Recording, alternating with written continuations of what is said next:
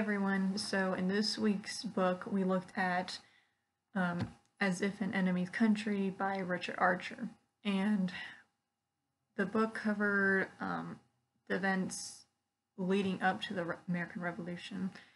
And there was a lot more details surrounding what exactly happened. And it wasn't just, like you said, Dr. Poffel, about no taxation without representation. It was a whole lot more to the story than what most people tend to think, and what I thought at first before I got really into the learning more about the early American political system. And so, diving into the quote for this video by Andrew Elliott, I think there is a lot of truth that he talked about in this quote. And by this time in 1768, you see the troops were in Boston policing the everyday acts that people were doing. And I talked about it in my paper a little bit, that I think for a lot of colonists, especially in Boston, they were reluctant to fight for independence. They still wanted to be about to be a part of the British Empire, and I think even though that they had several of these acts, the Townshend Act, the Stamp Act, the Sugar Act, they weren't enough to, I guess, fully break away.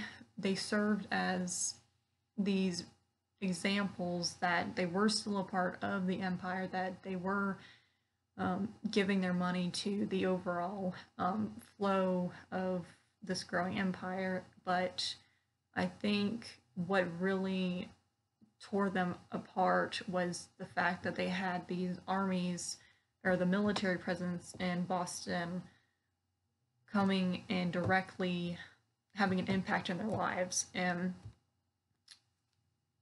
I think that specifically what Elliott had talked about, that there never will be harmony between Great Britain and her colonies, and that is exactly what happened. And we will see, as a result of the Boston Massacre, and you have the Boston Tea Party as well, there was a line drawn, in a sense that they couldn't really go back to what was this stability in the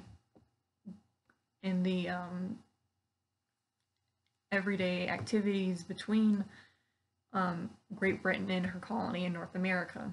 There was a lot more tensions raised. You have these colonial legislators,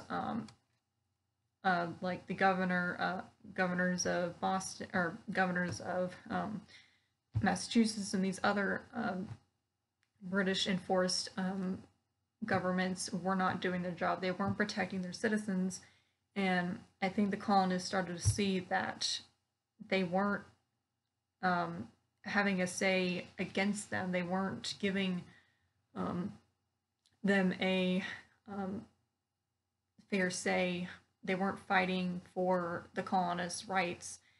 And so I think you have the legislators on the British side. There was that disconnect between the British people, or the British government, and the citizens living in the North American colony. And I think as a result of the massacre and the beginning of the revolution, you won't ever see that those ties in that relationship be stable again. And it took years and years for that bond to be cordial with Britain and the United States.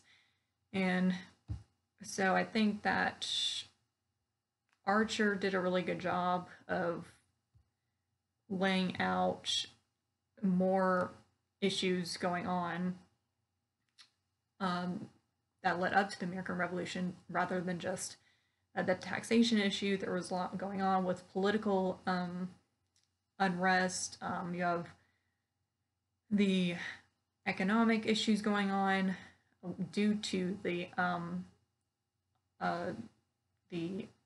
introduction of the taxes, and so you see a lot of that going on flowing into what Andrew Elliott was talking about in his quote about liberty needing to be a right at this point, that the colonists do have a right to stand up for themselves and break away from this overbearing British Empire. And so I'm looking forward to seeing you guys, your post, and